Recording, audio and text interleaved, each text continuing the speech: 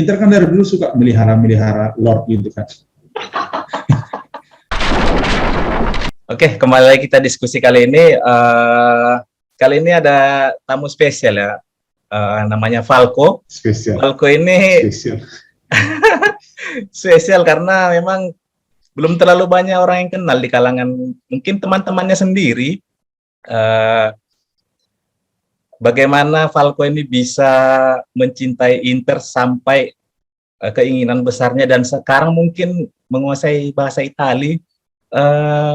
Di beberapa videonya mungkin udah sempat diposting di YouTube, cuman karena masalah konsistensi 8 bulan kalau nggak salah postingan terakhir ya Falco ya. Atau siapa nih panggilannya Falco nih? Falco kah atau apa siapa? Iya, ya Falco. Falco ya? Falco, ya interklub luar Indonesia juga Falco. Falco ya. Sekarang domisili di mana nih Falco nih? Ya di Jakarta Bang. Saya Jakarta di Jakarta ya? sekarang. Ya. Sekarang kan masih musim pandemi. Kalau misalnya fans Liga Italia lah khususnya masih ada nobar nggak sih? Masih Bang. Masih ya? Iya. Cuman di Jakarta sih baru-baru ini sih nobar lagi, baru dari beberapa bulan ini. Kalau di lokasi lain masih gas terus nobar. Masih gas terus ya? Iya, gas terus nobar. Ya untung-untungnya nggak ada klaster nobar gitulah. Mungkin itulah yang jadi pembeda. Kalau bisa dibilang fansnya Liga Italia itu, kalau bisa dibilang agak lebih militan lah ya dibanding dengan fans Liga luar seperti Liga Inggris, Liga Spanyol ya. Di Italia sendiri pun memang seperti itu ya, mau nggak mau fans layar kacanya ya tertular kayak gitu. Bagaimana atmosfer di stadion walaupun nonton lewat layar kaca, layar lebar, nonton bareng itu ya sebisa mungkin memang ditiru, maksudnya tertularnya secara alami karena sering dilihat secara alami dan bahkan passionnya juga hampir mirip. Kalau dari aku kan bagian interklub Indonesia.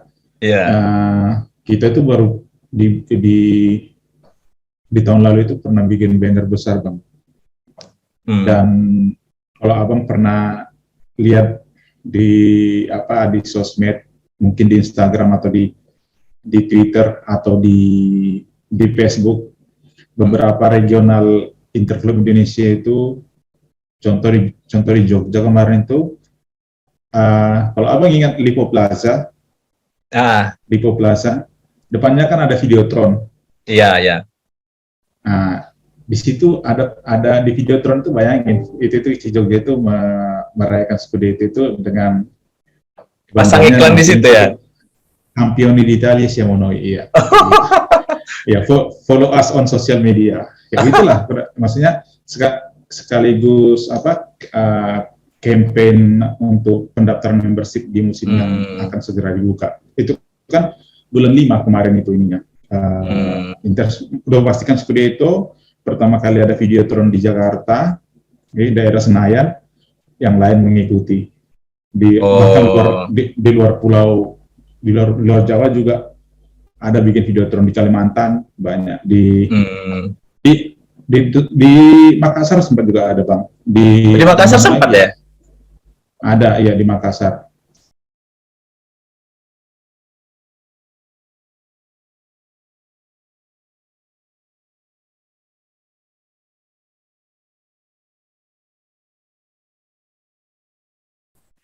Oke, jadi kali ini kita akan coba bahas sedikit terkait Serie A, kemudian dominasi Inter Milan musim ini, dan beberapa poin terkait mungkin Milan sama Juve ya. Jadi kalau menurut Falco nih, Serie A 2 musim terakhir ini kan dominasi Juventus itu mulai hilang tuh, mulai pudar lah. Dan musim lalu Inter bisa berhasil jadi juara, dan kemungkinan besar musim ini Inter Milan bakal jadi juara kembali. Kira-kira apa nih yang membuat Juve yang dominasinya sepertinya nggak bakalan hilang, bahkan pada saat kedatangannya Ronaldo nih, ya kebanyakan orang itu punya ekspektasi Juve bakalan juara lagi, bakal mendominasi Serie A. Tapi ternyata Inter 2 musim ini lumayan dominan lah dan kemungkinan besar juara. Kira-kira gimana menurut Falcon? Oke, yang pertama sih nggak bisa dipungkiri ya dari faktornya Antonio Conte. Memang waktu kedatangannya kan rasa-rasanya janggal ya, bintang Juventus, legenda hidupnya datang melatih Inter. Iya.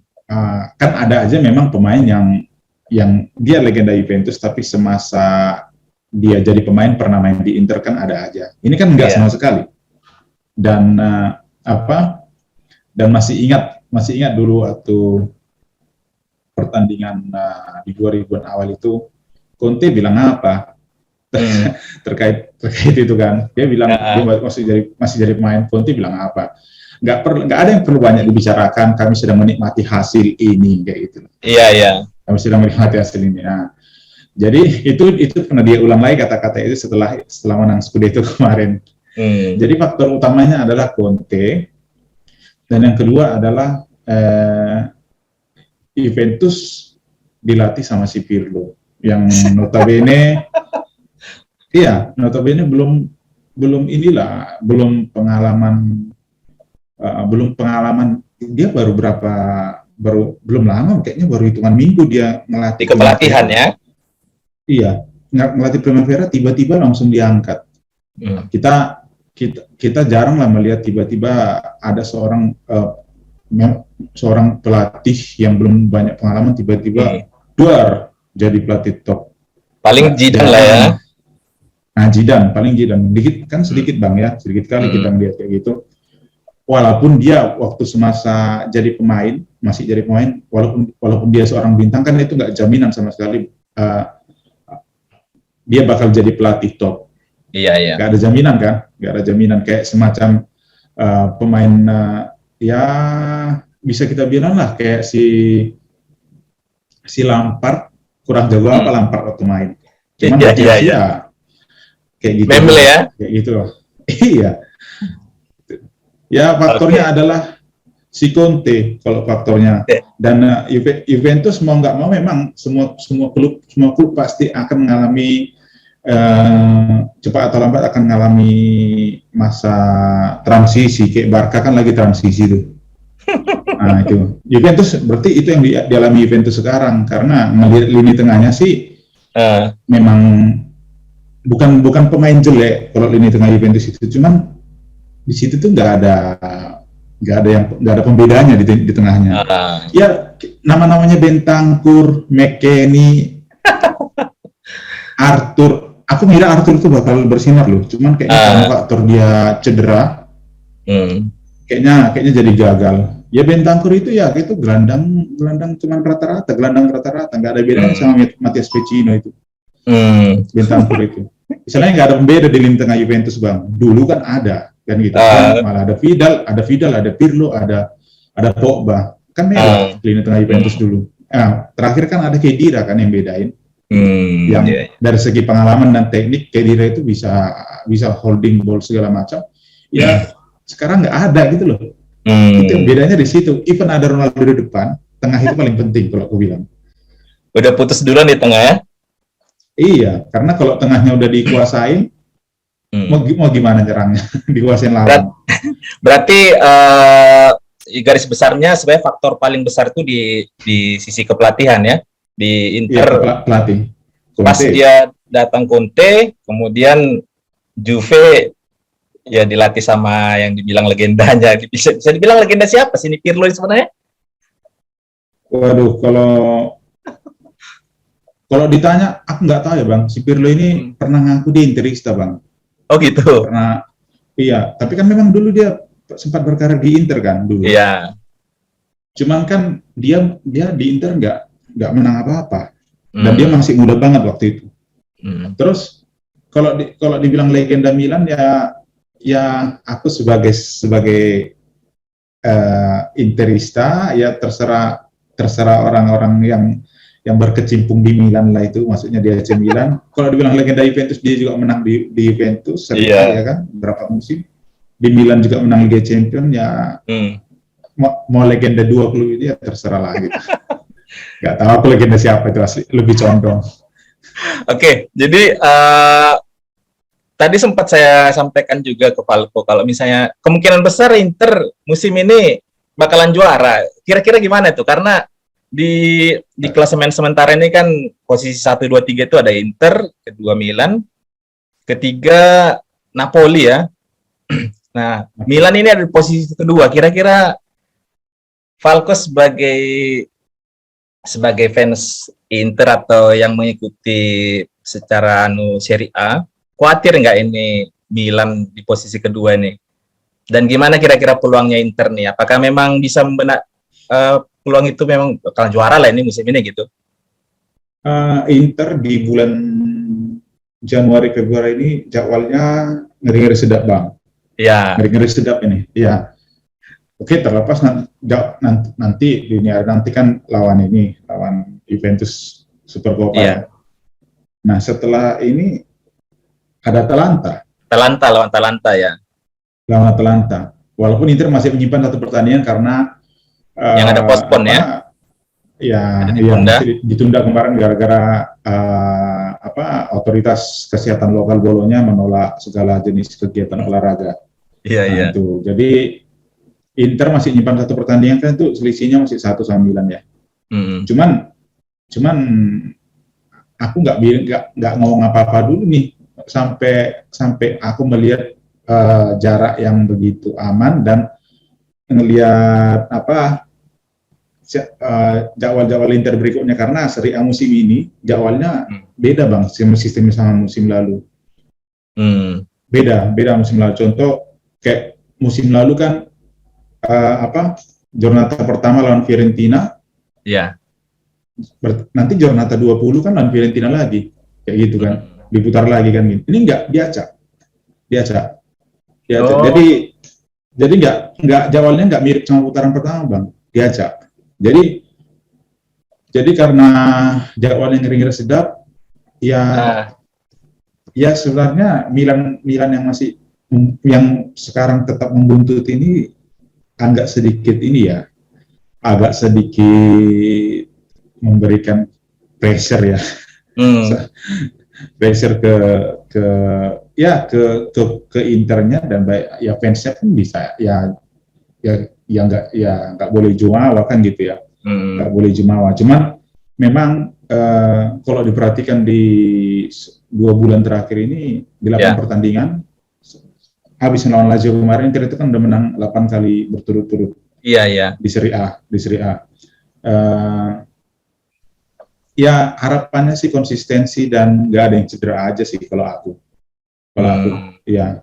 Kalau kans juara ya jelas terbuka lebar karena ya status masih Kapolista sekarang. Ya beranilah pasti ngomong kans juara, tapi di sepak bola kan apapun bisa terjadi kan kayak gitu. Takutnya badai-badai cedera ini bang. Badai-badai cedera ini yang paling ditakutkan. Jadi Inter itu akan konsisten asal beberapa pemain ini nggak cedera dalam waktu yang lama. Yang pertama Andanovic. Aku nggak tahu apakah nanti Andanovic nanti kan Onana kan udah resmi kan ke Inter. Iya. Apakah kalau Andanovic menjadi backup, apakah Onana bisa menggantikan sosok Andanovic yang bisa build up dari bawah? Kita nggak tahu. Kiper yang kayak itu jarang soalnya. Andanovic kalau misalnya 1 musim atau 2 musim terakhir ini performanya masih top form atau sudah sampai mendatangkan Onana nih? Musim ini justru naik bang, performanya justru naik ya musim ini. Iya, mendatangkan Onana itu alasannya regenerasi sih, karena usianya udah 37 kan, Anda itu. Alasannya regenerasi karena Onana juga statusnya free transfer dan masih muda, masih tergolong muda lah kayak gitu. Masih termasuk muda. Jadi ya karena faktor Marotanya juga memang ini master transfer ya kan, master transfer. Iya. Kayaknya ini salah satu yang buat Inter jadi dominan 2 musim ini. Oh. Ini orang faktor ini orang besar Bang. Kalau dia pindah dari Inter aku panik kayaknya. Panik. Ya waktu dia di Juventus dia bisa datangin ngambil Pogba gratis Gratis jualnya ya. 100 kan. Jualnya berapa tuh Bang? 100 kan? Iya. Itu yang Pirlo juga zamannya dia kan ya? Iya, dia gratis. Nah, kemudian Vidal tuh beli nggak ya dia? Vidal beli kayaknya dulu Bang dari Leverkusen. Beli ya. Ya Barzali dulu beli murah. Pokoknya banyak dulu transfer yang benar-benar ekonomis, low budget bisa, tapi kualitas kelihatan. Iya, nah itu makanya kondisi ekonomi Juventus saat itu memang bagus kan, karena faktor dia di situ kebijakan transfernya memang jelas-jelas dirasakan sama klub langsung kayak gitu. Ini orang yang salah satu faktornya ini orang pindah dari Juventusnya oleh terlihat kayak gitu, malah ke Inter kan gitu. Jadi kalau dari Milan sendiri posisi kedua ini gimana kira-kira nih, bakalan ya bisa kemungkinan besar bisa menggoyang Inter nggak di puncak klasemen, atau mungkin bakalan mulai kembali ke settingan pabrikannya Milan nanti lama-lama turun gitu.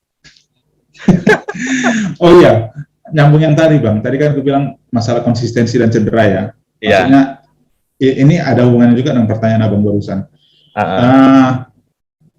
Pemain penting Inter itu kan salah satunya si Anda. Baru 3 back, trio back Inter yang di belakang itu, Bastoni, Skriniar, dan De Vrij. Ini kan kokoh banget. Abang bisa lihat kan, Inter itu paling dikit kebobolan. Di seri. Iya. Ya, nah, paling dikit. Itu nunjukin bahwa lini belakang Inter kan kuat. Iya. Ini semua yang paling tua di lini belakang di back itu kan sekarang yang di starting 11 ya. Itu kan De Vrij paling tua. De Vrij itu umurnya 29, tahun ini 30. Skriniar kelahiran 95 kalau nggak salah. Bastoni masih 22 tahun, tapi mainnya udah gila. Crossingnya rasa-rasanya crossing LB gitu kan. Kidalnya itu ya. Nah itu Bastoni. Lawan Lazio kemarin golin juga dia. Golin dan asis loh. Iya. Golin dan asis seorang center back. Nah ini tiga orang ini yang aku harapkan tetap ya jangan cedera lah jauh-jauh. Fit dan konsisten lah ya. Iya. Kalau di tengah itu si Brojo, Barella lah sama Hakan. Hakan ini jadi memang penting. Tapi Brojo yang paling penting kalau menurutku. Karena dia ya seorang regista, ya kan, dia yang ngatur tempo. Jadi yang ngatur permainan itu berjalannya di lapangan, ngatur temponya dia pokoknya dialah semua. Brojo di mana-mana pokoknya. Kalau Inter main itu Brojo di mana-mana. Keliling. Kan nggak nyangka itu orang bisa jadi gitu. Paling dulu masih ingat banget aku awal dia datang itu mainnya oyong-oyong Bang, kayak orang apa tuh? Kayak orang bangun tidur nggak makan main bola gitu loh. Nah itu belum ada tenaga udah main bola. Oyong dulu mainnya itu. Tapi sekarang itu kan layaklah dia digaji tinggi, udah naik gajinya kan. Terlagi kalau nggak salah kabarnya habis Super Cup atau habis lawan Atalanta pengumuman perpanjangan kontrak si Brozo ini yang paling penting. Kalau strikernya ya pokoknya itu tadi lah pemain-pemain yang nama-nama yang aku bilang tadi itu sih intinya di situ. Yang lain inilah merata lah. Ini nama-nama ini yang paling penting. Janganlah cedera gitu lah. Oke. Nah kalau terkait Milan, nah Milan ini kan pemainnya bagus ya. Apalagi Theo Hernandez ya. Theo Hernandez. Aku nggak bisa memungkiri bahwa aku menginginkan Theo Hernandez pakai hitam biru ini. Iya karena memang ini kan apa namanya dia ini tipe LB sebenarnya paling yang cocok untuk yang mainnya 352 lebih cocok. Kan dia ofensif ya orang memang sering nyerang ya. Tapi memang ya kalau kadang-kadang aku kan suka baca komen-komennya fans Milan di Twitter. Theo ini kadang keasikan nyerang lupa turun. Nah, pernah memang sengaja tak tonton berapa kali Milan ya kayak gitu juga. Cuman ya aku senang aja dengan skillnya si Theo ini. Pemain Milan sih bagus-bagus, tengahnya juga bagus. Ya, tapi nggak tahu lah. Pioli ini kan belum pernah ini ya. Inzaghi juga belum pernah Scudetto, deng. Sama-sama belum pernah Scudetto, tapi Pioli ini kan dulu di Inter gantikan ini, Bang. Gantikan De Boer dipecat, diganti Pioli. Itu 10 pertandingan Inter itu menang terus. Nah, habis itu masuk angin. Kayak gitulah Pioli waktu di Milan, menang. Ya, tapi ya kalau Milan inilah yang paling jadi salah satu kandidat yang kuat juga kan untuk Scudetto musim ini.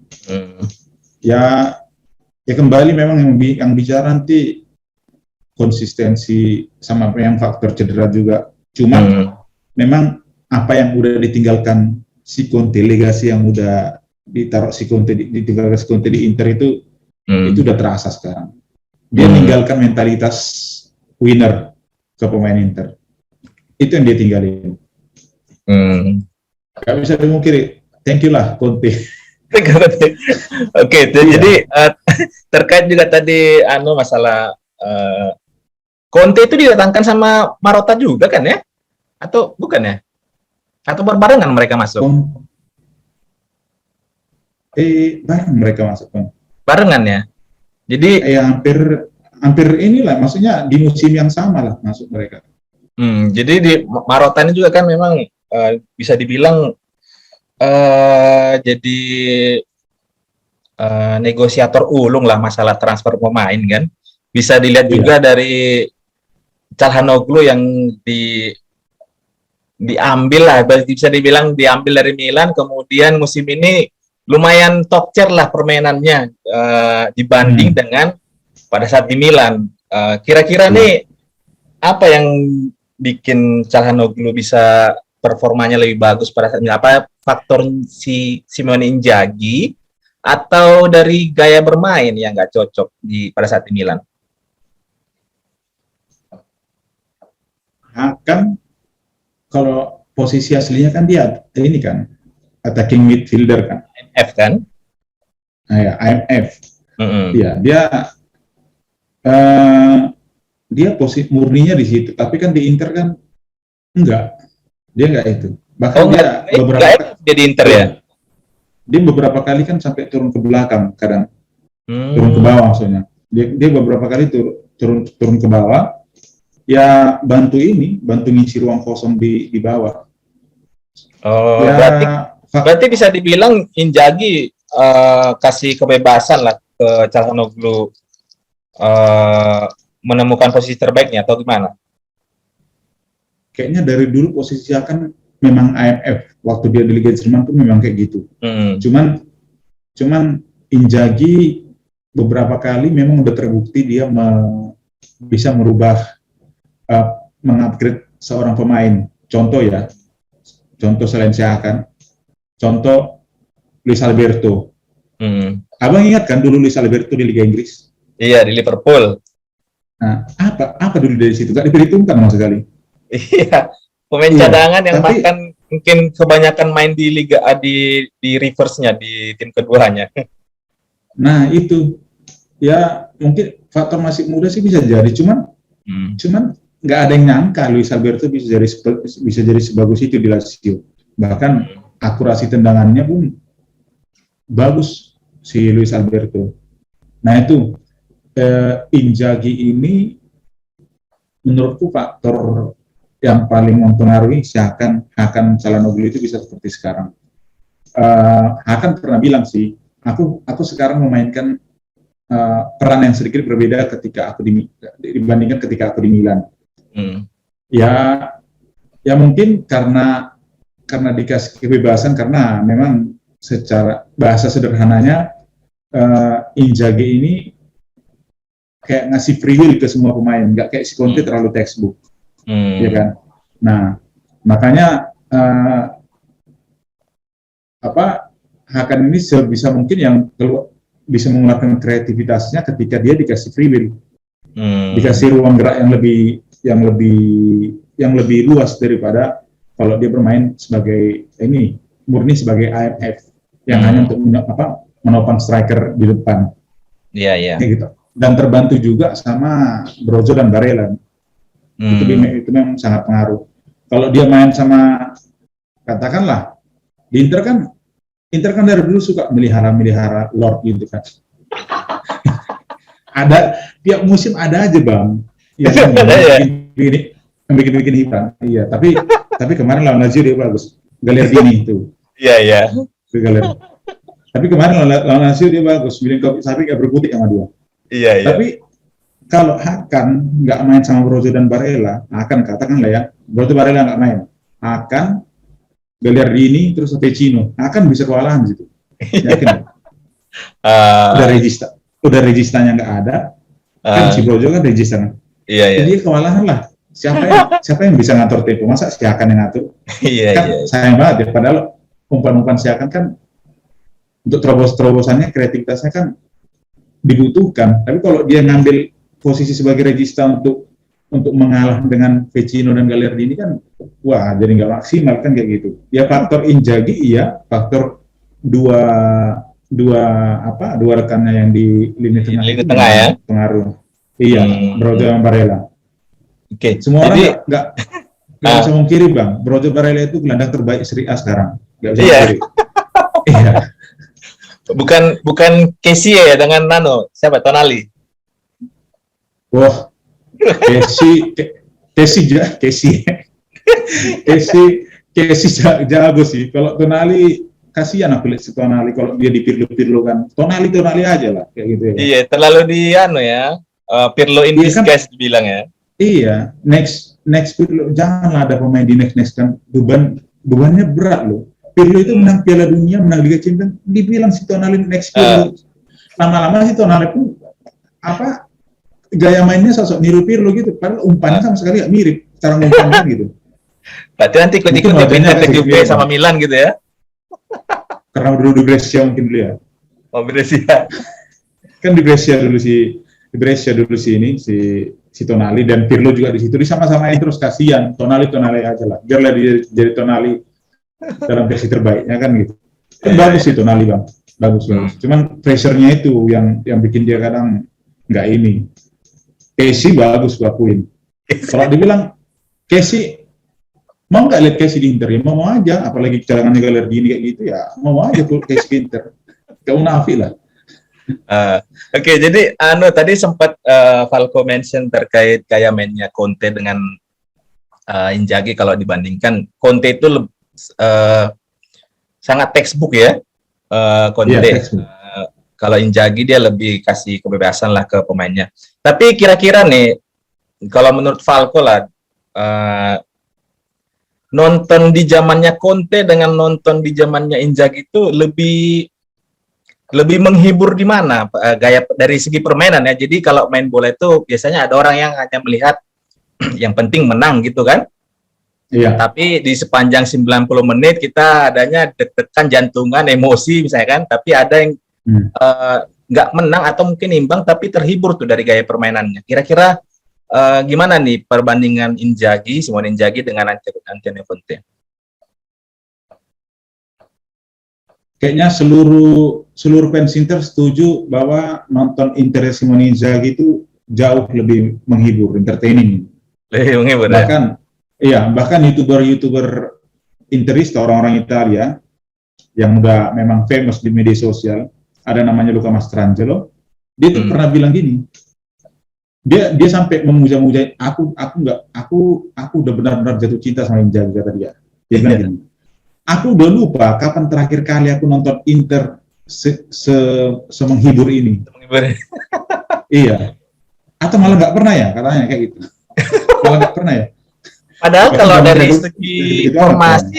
segi formasi dia masih mengikuti pakemnya Conte kan sebenarnya kan 352 ya? Iya 352. Conte textbook. Dalam artian yang pertama ini Conte itu lebih menunggu. Kadang membiarkan lawan dulu. Memang kemarin itu kelihatan banget yang paling salah satu senjata mematikannya si Conte waktu di Inter adalah counter attack Hakimi Lukaku, ya kan? Iya. Hakimi nggak ada pemain yang bisa ngejar Hakimi di Serie A. itu itu yang buat Conte kalau udah pakai itu udah nggak ada obatnya. Iya, tapi memang pertahanan terus garis pertahanannya Inter zaman Conte kan rendah. Back Skriniar sama Bastoni itu jarang naik. Sesekali memang naik. Cuman main jagung tinggal cuma Depay doang, Bang. Bayangkan aja tiba-tiba nanti Bastoni itu udah ada di kotak penalti. Kan lagi open play loh, bukan penalti. Iya. Dan Skriniar juga kayak gitu. Nah, yang bedain adalah Inzaghi itu yang pertama ya kebebasan syuting dari tengah ya. Conte itu jarang loh Bang, zaman Conte lihat Inter syuting dari tengah. Kalau punya Eriksen gitu loh. Waktu itu punya Eriksen syutingannya kan bagus. Ya eman-eman lah kalau nggak coba-coba dari tengah kan. Kayaknya Conte ini harus setelah ke gelandang kirim ke Hakimi biar tinggal si Lukaku nunggu di sini. Kayaknya gitu terus. Kayaknya gitu terus. Ya gelandang-gelandang yang punya akurasi bagus ya rasa-rasanya kurang maksimal kalau nggak digunakan seperti itu. Cuman ya itu tadi tetap pada akhirnya orang akan melihat hasil yang udah ditorehkan si Conte di Inter kan. Iya. Inzaghi sejauh ini kalau statistik di 20 pertandingan sama Conte, Inzaghi lebih bagus sebenarnya. Nah, Conte 2 musim di Inter nggak lolos dari fase grup UCL. Inzaghi musim pertama langsung lolos, ya kan kayak gitu kan. Itu Inzaghi di situ lebih bagus di UCL-nya. Udah jelas lebih bagus ya kan. Cuman di Serie A ya memang dia masih harus membuktikan kan, sisa musim kan masih panjang. Cuman itu tadi Internya Inzaghi ini transisinya dari bertahan ke nyerang, aku nggak tahu kok bisa bagus ya. Itu maksudnya aku sendiri pun heran Bang, ketika habis menyerang dan serangan balik tiba-tiba itu pemain itu udah rame aja kayak gitu loh. Iya, ini pemain kok jadi kuat-kuat semua kayak gitu. Atau mungkin kalau di yang Inter zamannya Conte itu karena tadi yang sempat juga disampaikan terlalu Lukaku sentris lah kan dari belakang. Iya. Ini pokoknya gimana pun caranya, gue gak mau tahu bola itu pokoknya harus sampai ke Lukaku gitu kan? Iya. Jadi kalau mungkin musim ini karena nggak ada lagi Lukaku jadi lebih bebas lagi dia untuk susun serangannya. Iya, lebih bebas lagi dan terbukti memang pemain Inter yang belum cetak gol sekarang itu ya Satriano. Abang kalau tahu Satriano tahu ya? Satriano. Yang dari Primavera, yang Uruguay, masih muda Bang. Selain Satriano yang belum cetak gol itu Sensi. Kolarov kayak karena cedera. Iya. Itu doang yang belum cetak gol Bang. Di semua kompetisi ya. Yang lain udah cetak gol. Itu loh. Di Marco udah cetak gol. Bastoni kemarin cetak gol. Darmian. Semua. Darmian udah. Darmian udah ya. Iya.